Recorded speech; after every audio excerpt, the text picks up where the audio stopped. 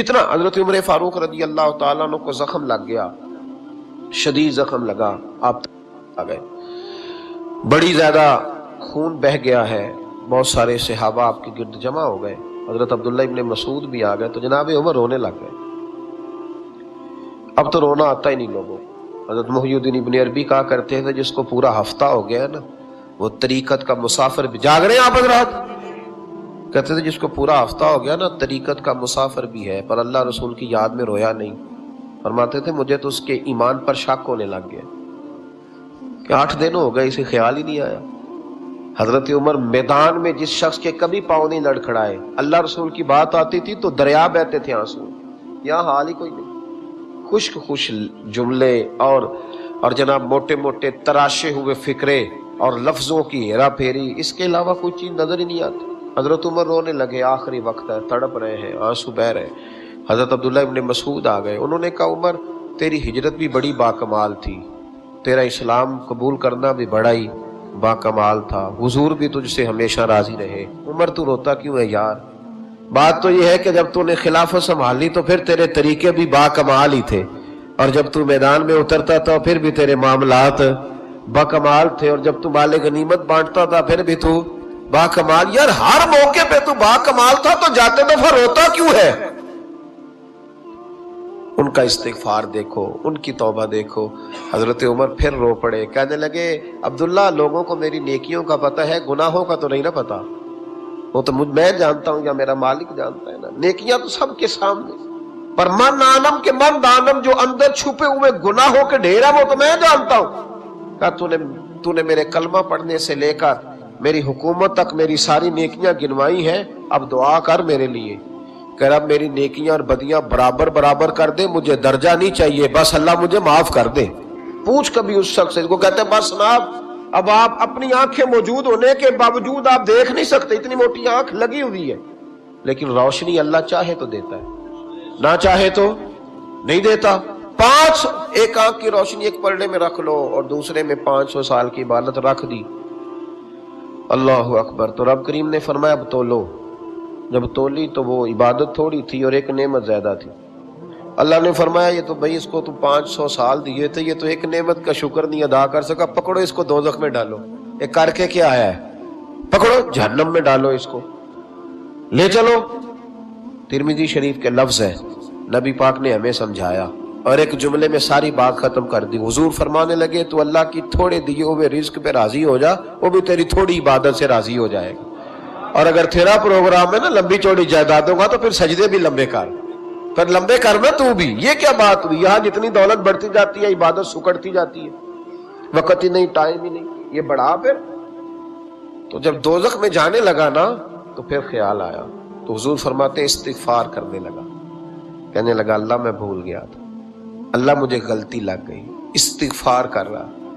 تو جب اس نے استغفار کیا تو رب کریم تو پہلے ہی بڑا قبول کرنے والا ہے، یا اللہ میں بھول گیا تو فرمایا چلو جو استغفار کرے اسے تو میں ویسے ہی معاف کر دیا کرتا ہوں۔ اور استغفار کا نفع ملتا ہے، کیا نفع ملتا ہے؟ وہ سورہ نوح کی آیت نمبر 10، 11 اور 12 میں اللہ نے بیان فرمایا کہ استغفار صرف گناہ سے معافی چاہنے کا نام نہیں بلکہ استغفار کا تمہیں فائدہ ملے گا۔ کیا؟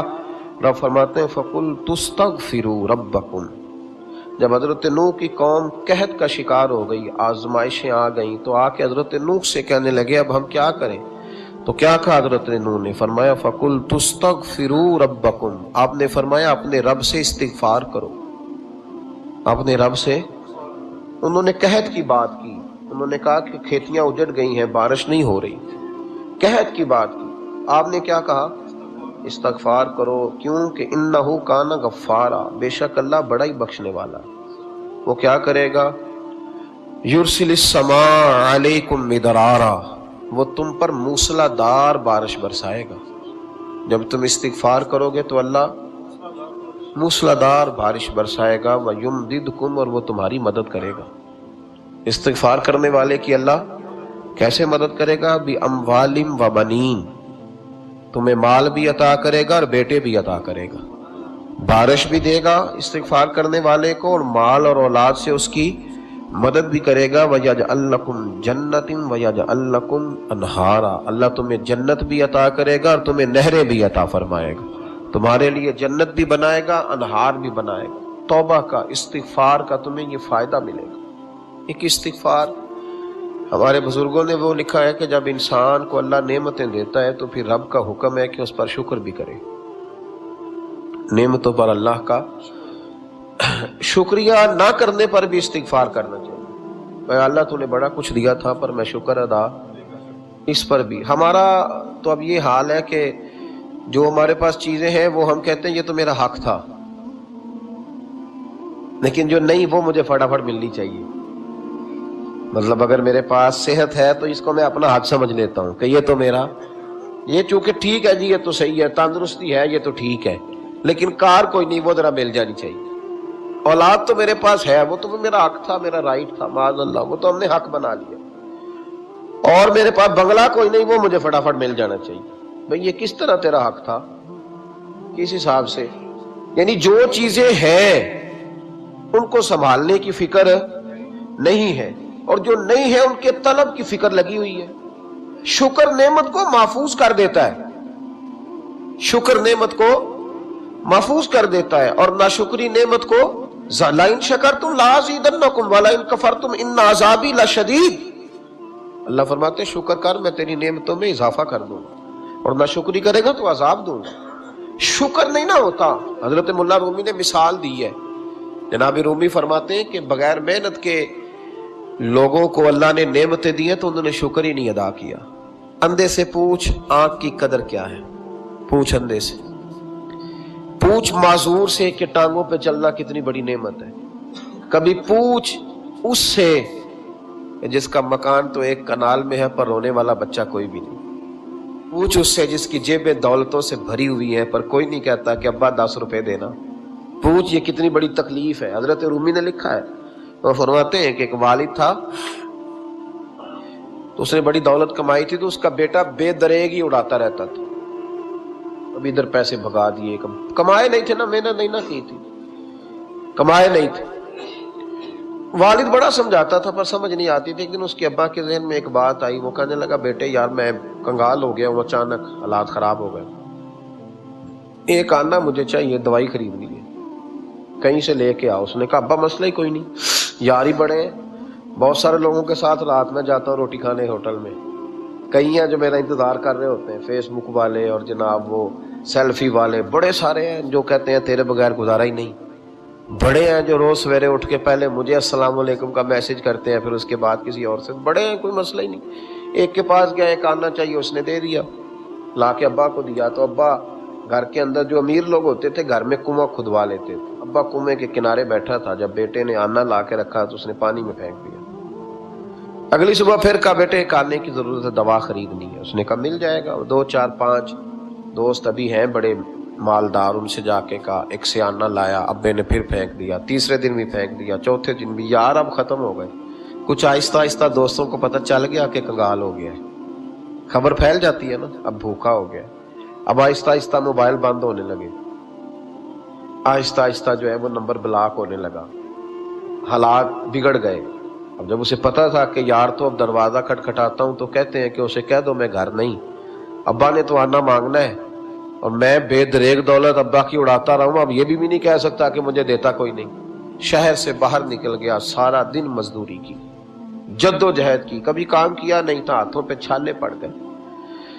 بڑا مشکل ہوتا ہے جن لوگوں نے کام نہ کیا ہونے کرنا پڑ جائے تو، تکلیف کا شکار ہو کے ایک آنا کمایا، شام کو لا کے والد کی ہتھیلی پہ رکھا تو اس نے پھینکا نا جب کنویں میں تو چیخ پڑا، کہنے لگا ابا جی آپ سیانے بیانے بندے ہیں، روز پیسے لا کے دیتا ہوں، کنویں میں پھینک دیتے ہو، کوئی کرنے والی بات کرو، نہیں دوائی کھانی تو نہ کھاؤ، ضائع کیوں کرتے؟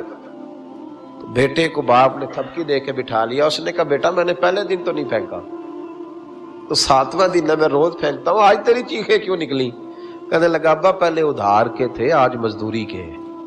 نہیں سمجھ آئی بات؟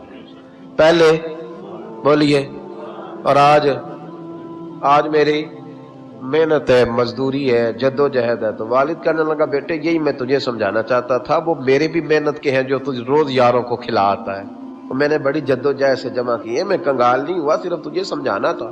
او بھائی یہ آنکھیں تیری محنت کی نہیں نا، اس لیے تو شکر نہیں ادا کرتا، یہ وجود، یہ ٹانگیں، یہ شعور، یہ تیری جد و جہد کا نہیں، جو عقل کی دولت اللہ نے دی ہے نا، یہ تیری محنت کی نہیں. اگر محنت کی ہوتی تو سجدے میں پڑا رہتا.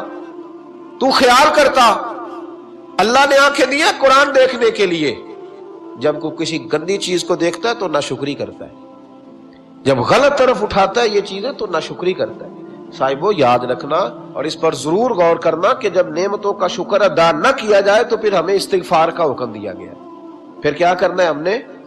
استغفار کہ یا اللہ ہم تیری نعمتوں کا شکر ادا نہیں کر سکے تو ہمیں معاف فرما دے، تو ہم سے درگزر فرما، معاف فرما. ایک استغفار اس بات کا ہے. دیکھیں نا، یہ رسول پاک علیہ السلام کا فرمان، یہ حدیث امام رازی نے لکھی ہے. اور نبی پاک کی فرمان کے لحاظ سے جو چیز ہمارے سامنے آئے نا، اس پر ہماری آنکھیں بھی کھل جانی چاہیے، دل بھی کھل جانا چاہیے کہ کوئی خاص ہی بات تھی جو حضور نے بیان فرمائی صلی اللہ علیہ وسلم. سرکار دو عالم علیہ السلام نے فرمایا ایک آدمی نے 500 سال بغیر ریاکاری کے اللہ کی عبادت کی. کتنے سال؟ 500 سال. یہ 5 سال نہیں ہوتی بغیر ریاکاری کی.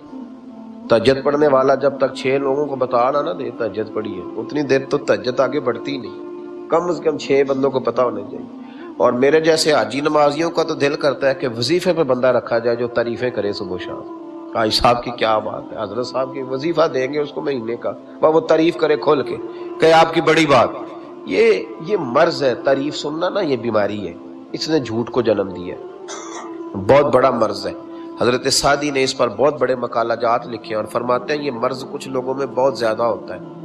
ایک امیروں میں، امیر لوگ ناراض نہ ہو جائیں پر انہوں نے کہا ہے تو کوئی حکمت ہوگی نا، امیروں میں تعریف سننے کا مرض بہت زیادہ ہوتا ہے. فرماتے ہیں ایک بادشاہوں میں اور تیسرا عورتوں میں، ان میں یہ بیماری بہت زیادہ ہوتی ہے. کوئی تعریف نہ کرے تو خود اپنی کرنی شروع کر دیتے ہیں، خود ہی کہہ دیتے ہیں کہ وہ کیا بات سی، میرے ابا جی تے وہ تے 100 حال چلدا سی تے 150 بندہ ٹکر کر. ابا جی دی چھڈ تو دس تیرے کنے چل دے، تیرے کول کنے بندے روٹی کھاندے، اپنی بات کرنا. اقبال کہتے تھے تو وہ آباد تمہارے ہی مگر تم کیا ہو، ہاتھ پہ ہاتھ درے منتظر فردا. ابا جی کی دادا جی کے چھوڑ اپنی کر، ہمیں تو تیرا پتہ ہے، تو اپنی بات کر. تیرے اندر بھی کوئی چیز ہے کہ نہیں؟ ابا دادا تو سب کے بڑے ہیں، حضرت آدم کی اولاد ہے تو حضرت آدم نبی تھے، باپ دادا تو سب کے بڑے بڑے ہی ہیں. بات یہ ہے کہ اپنی بات کرنی چاہیے نا. تو یہ بیماری ہے، یہ نقص ہے. 500 سال بغیر ریاکاری کی عبادت، اور بیان میرے نبی کریم علیہ السلام فرما رہے ہیں 5. بولیے، یہ بہت بڑا مسئلہ ہے. دکھاوا نہ ہو، ریاکاری نہ ہو. ہم مجالس میں جاتے ہیں نا جناب، محافل میں، تو لسٹ ملتی ہے، یہ چودھری صاحب نے صدارت ہے، انہوں نے خصوصی تعاون کیا ہے، تو یہ فلانے صاحب ہے تو ان کا بھی نام لینا ہے. تو میں کبھی کبھی کہہ دیتا ہوں کہ یار آپ نے تو کہا تھا یہ نبی پاک کی تعریف کی محفل ہے، اور یہاں آپ نے لسٹ لگا دی ہے پوری تعریف کرنے والوں. کچھ ضروری ہے کسی کا نام لینا اور اس کا جناب ذکر کرنا اور اشتہار پہ اس کی فوٹو آنا؟ یہ کچھ ضروری ہے؟ ویسے بھی کوئی اچھا لگتا ہے کہ نبی پاک کے نام کی محفل اور میں کو میں صدارت کر رہا ہوں؟ ڈرنا چاہیے نا مجھے اللہ تعالیٰ. حضور کی محفل اور میری صدارت، اس پر کبھی غور کریں. اگر کوئی راہ طریقت کا مسافر ہوگا تو تڑپ جائے گا کہ نبی پاک کے نام کی محفل اور سرپرستی ایک ایسے آدمی کی جس کو وضو تک نہیں کرنا آتا. چھ معنی دار ہے، کوئی دھندا ہے معاذ اللہ تعالیٰ، جس کا جو دل کرے وہ کرتا جائے. 500 سال بغیر ریاکاری کی عبادت کی. 5 بڑا مشکل ہوتا ہے. حضور فرماتے ہیں یہی بندہ جب اللہ کے حضور کھڑا کیا جائے گا تو رب کریم اس سے کہے گا کہ چلو اس کو میرے فضل سے جنت میں لے جاؤ. تو عرض کرے گا مالک فضل تو ٹھیک ہے پر 500 سال لگائے ہیں میں نے. 5 وہ مولوی صاحب میری طرح کے بیچارے جو امام مسجد ہوتے ہیں نا، تو وہ بھی کہتے ہیں جب میں آیا تھا تو 30 بچے تھے مسجد میں، اب 80 ہو گئے. اور بھائی یہ بندوں کو بتانے کی کیا ضرورت ہے، یہ تو اللہ کی رضا کے لیے ہے نا، تو چھوڑ اس میں اتنا تذکرہ کرنے کی کیا حاجت. 500 سال جس نے لگائے، بول پڑا یا اللہ 500 سال لگائے اور تو کہتا ہے کہ اس کو میرے فضل سے لے جاؤ. تو رب کریم نے فرمایا چلو کوئی نہیں، پھر انصاف کر لیتے ہیں. الٹی آنکھ کی روشنی نکال کے ترازو کے ایک پلڑے میں رکھو اور 500 سال کی بغیر ریاکاری کی عبادت دوسرے پلڑے میں رکھو. کبھی اس مریض سے پوچھنا جس کو ڈاکٹر کہہ دیتا ہے کہ تیری آنکھ کا علاج نہیں ہو سکتا. بے بس ہوتے ہیں ڈاکٹر، جواب دے جاتا ہے شعور. پوچھ کبھی اس شخص سے کو کہتے ہیں بس جناب اب آپ اپنی آنکھیں موجود ہونے کے باوجود آپ دیکھ نہیں سکتے، اتنی موٹی آنکھ لگی ہوئی ہے، لیکن روشنی اللہ چاہے تو دیتا ہے، نہ چاہے تو نہیں دیتا۔ 5 ایک آنکھ کی روشنی ایک پردے میں رکھ لو اور دوسرے میں 500 سال کی عبادت رکھ دی، اللہ اکبر۔ تو رب کریم نے فرمایا اب تولو، جب تولی تو وہ عبادت تھوڑی تھی اور ایک نعمت زیادہ تھی۔ اللہ نے فرمایا یہ تو بھائی اس کو تو 500 سال دیے تھے، یہ تو ایک نعمت کا شکر نہیں ادا کر سکا، پکڑو اس کو دوزخ میں ڈالو۔ یہ کر کے کیا ہے؟ پکڑو جہنم میں ڈالو، اس کو لے چلو۔ ترمذی شریف کے لفظ ہے، نبی پاک نے ہمیں سمجھایا اور ایک جملے میں ساری بات ختم کر دی۔ حضور فرمانے لگے تو اللہ کی تھوڑے دیے ہوئے رزق پہ راضی ہو جا، وہ بھی تیری تھوڑی عبادت سے راضی ہو جائے گا۔ اور اگر تیرا پروگرام ہے نا لمبی چوڑی جائیدادوں کا، تو پھر سجدے بھی لمبے کر، پھر لمبے کرنا تو بھی۔ یہ کیا بات ہوئی؟ یہاں جتنی دولت بڑھتی جاتی ہے عبادت سکڑتی جاتی ہے، وقت ہی نہیں، ٹائم ہی نہیں، یہ بڑھا پھر۔ تو جب دوزخ میں جانے لگا نا تو پھر خیال آیا، تو حضور فرماتے استغفار کرنے لگا، کہنے لگا اللہ میں بھول گیا تھا، اللہ مجھے غلطی لگ گئی، استغفار کر رہا۔ تو جب اس نے استغفار کیا تو رب کریم تو پہلے ہی بڑا قبول کرنے والا ہے، یا اللہ میں بھول گیا تھا، فرمایا چلو جو استغفار کرے اسے تو میں ویسے ہی معاف کر دیا کرتا ہوں، اسے بخش دو، اسے میرے فضل سے جنت میں لے جاؤ۔ پہلا استغفار ہمارے بزرگ نے ایک مراقبہ کراتے تھے، مراقبہ ان فی خلق السماوات والارض واختلاف اللیل والنہار لآیات لأولی الالباب۔ مراقبہ ہوتا تھا اللہ کی نعمتوں پر غور کرنے کا نام۔ تو اکیلا بیٹھ، گردن جھکا اور غور کر خدا کا فضل کتنا ہے اور میری اس میں محنت کتنی ہے، اس کا شمار کر۔ اس طرح کر کے 2 خانے بنا، ایک خانے میں اللہ کی نعمت رکھ اور دوسرے میں پھر اپنی محنت رکھ۔ اس کو کہتے ہیں مراقبہ، یہاں سے مراقبہ سٹارٹ ہوتا ہے۔ اور اگر تو شکر ادا کر رہا ہے تو پھر ٹھیک ہے، ورنہ پھر استغفار کر، پھر اللہ کے حضور معافی مانگ، پھر اس کے حضور آہوزاری کر، پھر اس سے کہہ کہ وہ معاف کرے۔ ہم لوگ یہ والا مراقبہ نہیں کرتے، اس لیے جو چیز ہے وہ تو میرا حق تھا، مجھے فٹافٹ دوسری بھی چاہیے۔ استغفار کریں اس لیے کہ ہم شکر ادا صحیح طور پر کر سکے۔ پھر اس کے بعد دوسرا استغفار اس وقت ہوتا ہے اللہ اکبر کہ جب انسان باشعور زیادہ ہو پر بے عمل بھی اتنا ہی زیادہ ہو، اسے بھی استغفار زیادہ کرنا چاہیے۔ آپ میرے سمیت کسی بھی آدمی کو چھیڑیں گے نا تو دنیا اور مافیہا کی وہ باتیں کرے گا، لیکن جب اس کا عمل دیکھا جائے گا تو کچا سا، پلپلا سا، کمزور سا۔ یعنی ایسے لوگ ہیں جو ماں باپ کی عظمت پر 6 گھنٹے تقریر کر سکتے ہیں، لیکن اگر ان کی اماں سے جا کے پوچھا جائے کہ بیٹے کا حال کیا ہے جی، تو کہ بڑی تکلیف میں ہوں، اپنے بیٹے کے سبب سے وہ بڑی آزمائش کا شکار۔ بھئی تیری 6 گھنٹے کی تقریر کا معنی کیا ہوا؟ تو لفظوں کے گورکھ دھندے کا ماہر ہے، لفظ۔ میں ادھر گیا ہوا تھا بڑی دور پنجاب کے ایک شہر میں، تو ایک صاحب مجھے کہنے لگے کہ میری 21ویں سالانہ محفل ہے۔ میں نے کہا آپ نماز پڑھتے ہیں؟ کہتے نہیں۔ تو میں نے کہا محفل کا کیا معنی رکھا ہوا ہے آپ نے؟ یہ کیا ہے، رسم ہے؟